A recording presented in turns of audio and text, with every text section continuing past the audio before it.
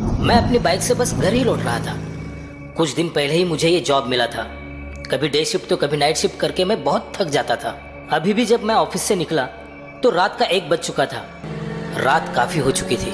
मैं भी अब हाईवे से निकल के एक दूसरे रास्ते से घर की तरफ बढ़ रहा था। यहाँ पे तो मेरे अलावा कोई भी नजर नहीं आ रहा था। रात का वो सन्नाटा बहुत ही डरावना था। तभी मुझे पीछे से हॉर्न की आवाज़ आई और मैं अपनी बाइक को रास्ते के किनारे से चलाने लगा। कुछ ही पल में वो बाइक मुझे ओवरटेक करके आगे चली गई। मैंने देखा कि उस बाइक पे कोई कपल बैठा था, शायद पति पत्नी हो। उस आदमी ने काले रंग का जैकेट पहना हुआ था और उसके पीछे बैठी महिला ने लाल साड़ी। अचानक एक बात पर मेरा ध्यान गया। उस महिला की साड़ी का पल्लू पिछले व्हील के बिल्कुल नजदीक ही फड़फड़ा रहा था।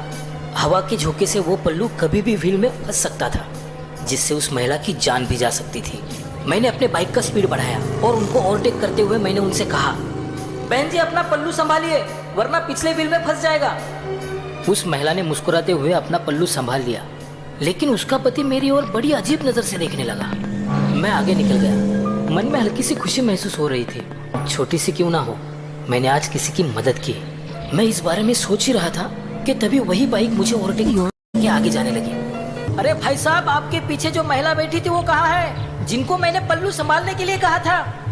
ये सुनते ही उस आदमी ने तुरंत ब्रेक लगाकर बाइक रोक दी। मैंने फिर से पूछा, क्या हुआ भाई साहब, आपकी पत्नी कहाँ है जो आपके पीछे बैठी थी?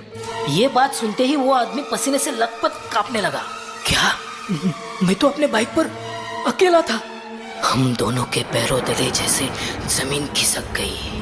रास्ते के बीचों बीच हमें एक धुंधली सी परछाई दिखाई देने लगी। हमने अपनी अपनी बाइक निकाली और वहां से तेजी से निकल पड़े। मैं घर तो पहुंच गया, लेकिन मुझे नींद नहीं आ रही थी। अपने बिस्तर पर पड़े पड़े मैं खिड़की की ओर देख रहा था।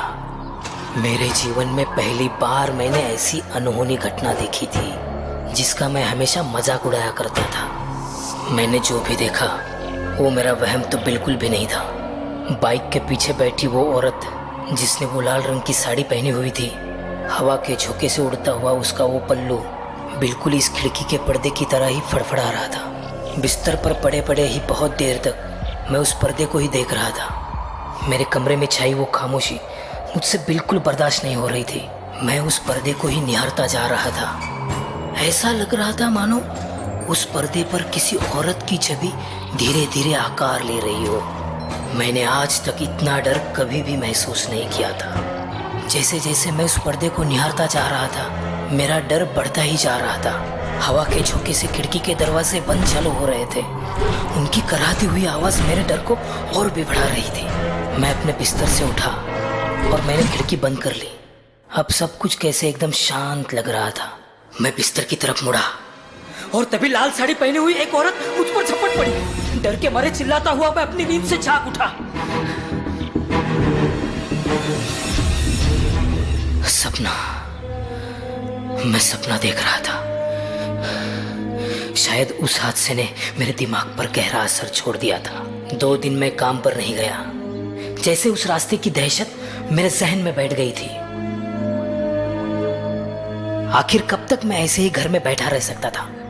मजबूरन 3 दिन बाद मैं अपने काम पर हाजिर हुआ, लेकिन मेरा मन काम में नहीं लग रहा था। मेरी नजर बार बार घड़ी की तरफ जा रही थी। आखिर रात के 12:30 बजे मेरी शिफ्ट खत्म हो गई। सब लोग अपने अपने घर निकल पड़े।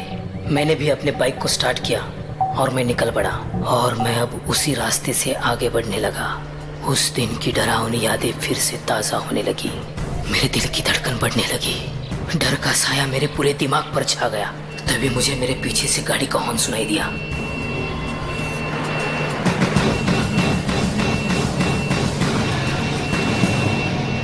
वो बाइक मेरे नजदीक आई। मेरे हाथ कांपने लगे, माथे पे पसीना जमा होने लगा। अब वो बाइक मुझे ओवरटेक करने लगी। मैंने अपने आंखों के कोने से उस बाइक की तरफ देखने की कोशिश की। वो बाइक वाला अकेला ही था। मेरी तो जैसे जान में जान आ गई। दिल पे आया बोझ अब थोड़ा हल्का हो गया था। मैंने उस आदमी की तरफ देखा और एक हल्की सी स्माइल दी। उसने भी मेरी तरफ देखा। भाभी जी को अपना पल्लू संभालने के लिए कहिए, वरना पिछले पहिए में फंस जाएगा।